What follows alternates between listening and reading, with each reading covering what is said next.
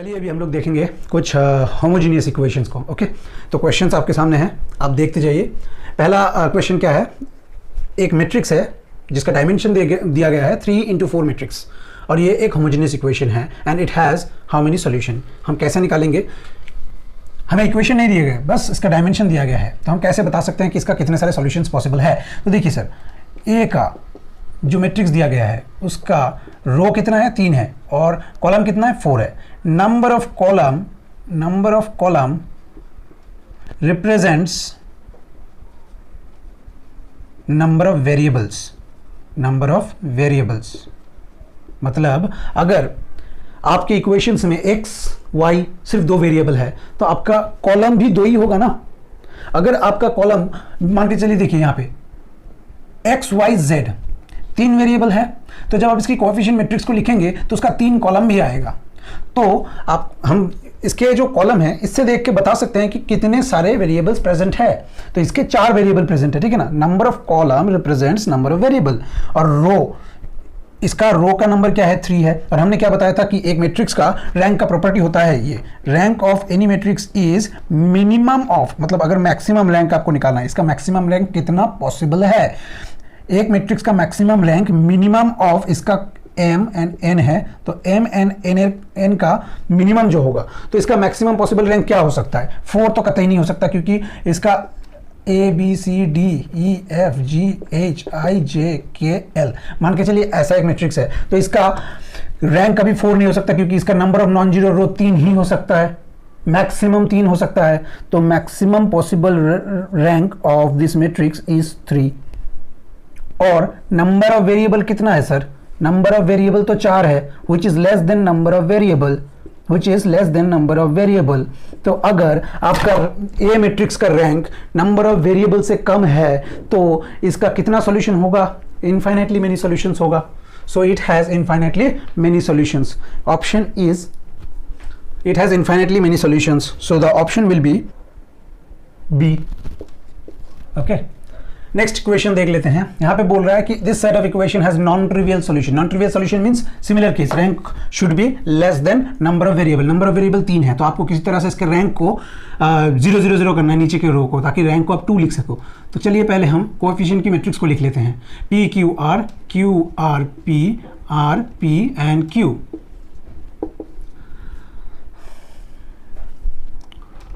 R3 को हम R2 से या फिर R1 से माइनस कर सकते हैं, कोई फर्क नहीं पड़ता है, रिपीटेड ही है वैल्यू। P Q R, यहाँ पे Q R और P आ जाएगा, और यहाँ पे आ जाएगा आपका R minus Q, P minus R and Q minus P। अब नॉन ट्रिवियल सॉल्यूशन के लिए बस इसको 0 कर देना है, सबको इसको 0 करना है, इसको 0 करना है, इसको 0 करना है, तब rank of matrix A will become 2 and number of variable is 3, so rank of A will become less than number of variable, तब जाके इस सिस्टम का नॉन ट्रिवियल सॉल्यूशन होगा। तो ये कैसे पॉसिबल है, R माइनस Q को हम 0 से इक्वेट करेंगे, P माइनस R को हम 0 से इक्वेट करेंगे, Q माइनस P को हम 0 से इक्वेट करेंगे। तो R का वैल्यू Q हो जाएगा, P का वैल्यू R हो जाएगा, Q का वैल्यू P हो जाएगा। Can we say that P is equals to Q is equals to R? Option C. Okay, या फिर आप कुछ इस तरह से भी इसके साथ एक और भी ऑप्शन है, P plus Q plus R is equals to 0। ये कैसे होगा, आप अगर दूसरे तरीके के एलिमेंट्री ऑपरेशन को करते, मैं यहाँ पे कर रहा हूँ, यहाँ पे कर देता हूँ।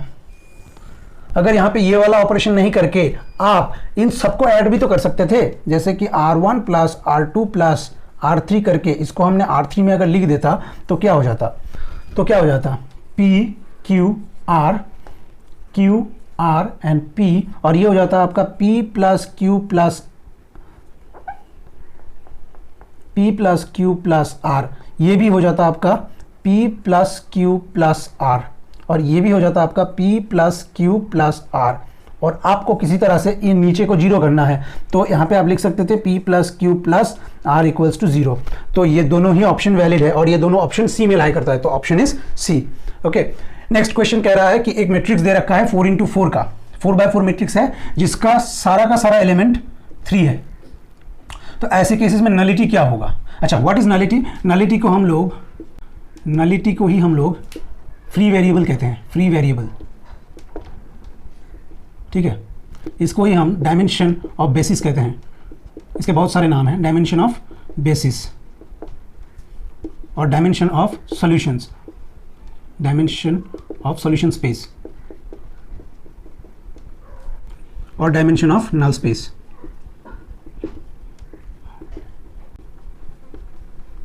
ये सब इसी का नाम है, नलिटी का ही नाम है।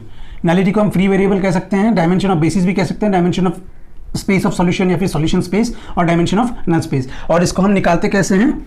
इसको हम निकालते हैं number of variable minus rank. Number of variable मतलब क्या, कितना कॉलम है। जैसे कि मान के चलिए यहाँ पे एक्स वाई जेड 3 है ना वेरिएबल, तो 3 कॉलम है, तो आप सीधा ये भी कह सकते हो कि कॉलम माइनस रैंक। ठीक है, तो इसका नलिटी निकालने के लिए बोला है। तो सिंपल सी बात है, 4/4 है, यानी कि कॉलम तो 4 है, कॉलम 4 है और सब के सब एलिमेंट 3 है, 3 3 3 3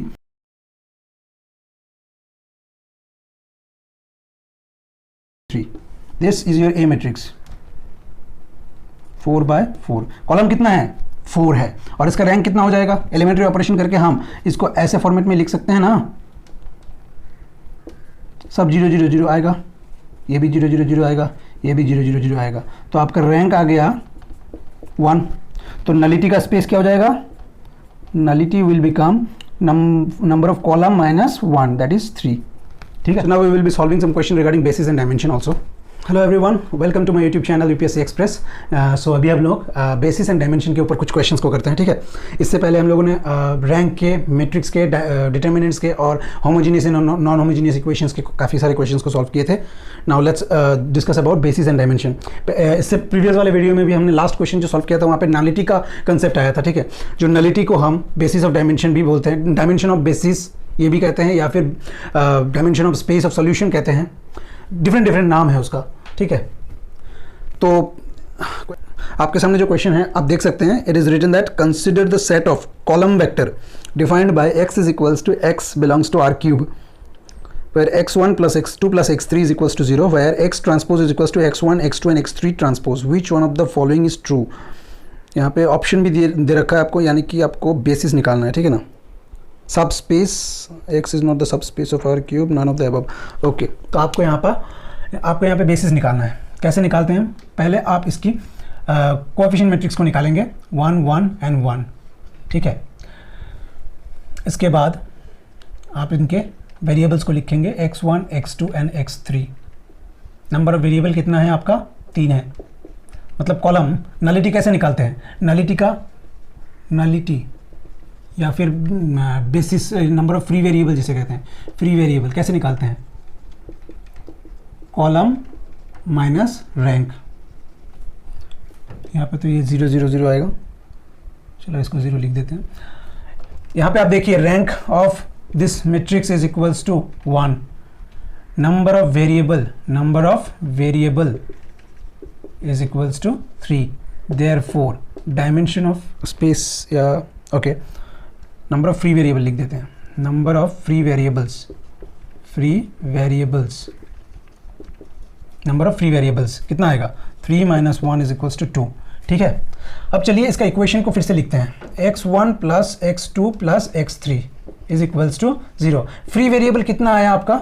2 आया ना, तो हम x1 x2 और x3 इन तीनों में से किसी दो को, जितना फ्री वेरिएबल आया है उनको हम किसी आर्बिट्रेरी वैल्यू को कंसिडर कर सकते हैं। तो हम x3 को k1 पकड़ लेंगे और x2 को हम k2 पकड़ लेंगे, and putting the value of k1 and k2 x2 and x3 in this equation, we will get x1, the value of x1. So x1 plus k2 plus k1, okay, k1 is equals to 0.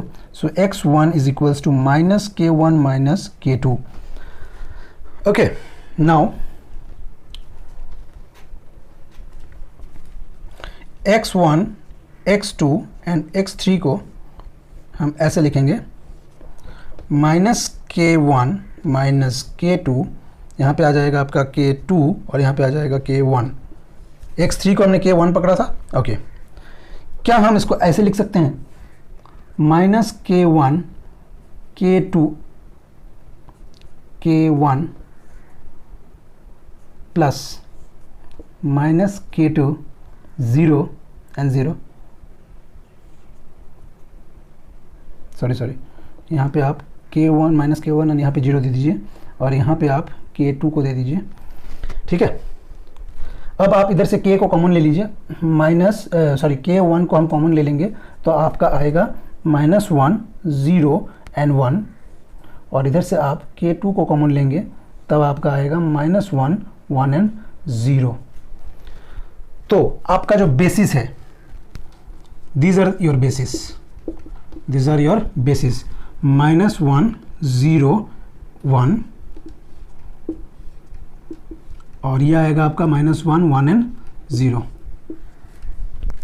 देखिए यहाँ पे -k1 -k2 था ना, हमने इसको ऐसे करके लिखा। अब आप इन दोनों मैट्रिक्स को आप जब ऐड करेंगे तो ये हो जाएगा -k1 -k2, ये 0 प्लस k2 यानी कि k2 and k1 plus 0 that is k1। तो हमने इसको इस तरह से लिखा, फिर k1 को इधर से कॉमन ले लिया, k2 को इधर से कॉमन ले लिया, and then you are left with your basis. अब आपसे अगर पूछा जा रहा है डायमेंशन ऑफ बेसिस, तो दिस इज योर डायमेंशन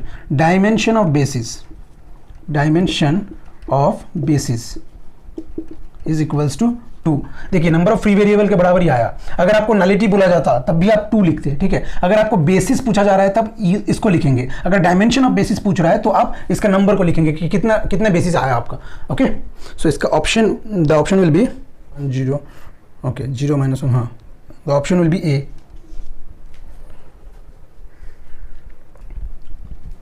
यहाँ पे आप -1 से कंफ्यूज नहीं होना है। -1 को आप कॉमन ले लेंगे तो फिर आपका आंसर मिल ही जाएगा, ठीक है। इधर से आप -1 को कॉमन ले लेंगे तो 1 -1 एंड 0 हो जाएगा, इधर से -1 को कॉमन लेंगे तो 1 0 एंड -1 ही हो जाएगा, ठीक है। अच्छा, नेक्स्ट क्वेश्चन है, let A be a M into N matrix with rank R, the dimension of the space of solution. Dimension पूछ रहा है, दैट मीन्स आपको बस ये बताना है, dimension of the space of solution of the system of equation Ax is equals to 0। मतलब अगर एक मैट्रिक्स A है जिसका डायमेंशन है M into N, तो कॉलम है ना ये भाई, कॉलम है। कॉलम क्या बताता है? नंबर ऑफ वेरिएबल बताता है। कॉलम हमें नंबर ऑफ वेरिएबल बताता है, और इसका रैंक बोल रहा है, रैंक क्या है इसका? R है। तो फ्री वेरिएबल कितना होगा? Free variable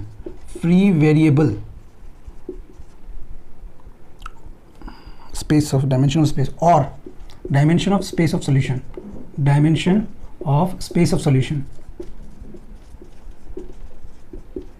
will be n minus r। यही तो किया था ना हमने। नंबर ऑफ फ्री वेरिएबल कैसे निकालते हैं? जितना कॉलम था, कॉलम माइनस उसका रैंक, तो कॉलम माइनस रैंक कर दिया। कॉलम इसका n है और रैंक इसका r आया था, तो फ्री वेरिएबल और dimension of the space of solution will be n minus r। The option will be option B. इसके बाद वाला क्वेश्चन को देख लेते हैं। The dimension of the null space of the matrix. एक मैट्रिक्स दे रखा है और इसका आपको बोलना है नल स्पेस क्या होगा। Dimension of the null space मतलब वैसा ही है। यहाँ पे number of variable n is equals to क्या है? 3 है। अब आप इसका रैंक कैलकुलेट कीजिए। पहले तो रैंक कैसे कैलकुलेट करेंगे हम लोग? इसको ऐड करेंगे। ओके, एलिमेंट्री ऑपरेशन करना होगा। R3 प्लस R2 करेंगे तो ये हो जाएगा आपका 0 1 1 1 -1 0। इसके साथ इसको ऐड कर रहे हैं तो ये 0 हो जाएगा। This will become -1, this equals to -1। Okay, अब आप दूसरा वाला ऑपरेशन करेंगे, R3 प्लस R1, इसके साथ इसको ऐड कर दीजिए। R3 प्लस R1 करेंगे तब आपको नीचे वाला पूरा का पूरा 0 मिल जाएगा। 0, ये तो 1 है, 1 -1 0, फिर इसको इसके साथ ऐड करेंगे तो 0 0 एंड 0 हो जाएगा, ठीक है। अब आप इक्लोन फॉर्म के कारण इसको आप स्विच कर सकते हो, तो ये हो जाएगा 1 -1 0 0 1 एंड 1। हालांकि कोई चेंजेस तो होता नहीं है, लेकिन इक्लोन फॉर्म के कारण हमने इसको स्विच किया है। अब आप देखिए नीचे वाला तो 0 आ गया है, इसका मतलब इसका रैंक क्या आ गया? Rank of this matrix is equals to 2, number of non zero row is 2, और वेरिएबल कितना था? ओके, तो डायमेंशन ऑफ नल स्पेस क्या हो जाएगा? 3 - 2 which is equals to 1। Option is B. Okay, उसके बाद हम लोग डिस्कस करेंगे eigen values and eigen vector के क्वेश्चंस को, ठीक है।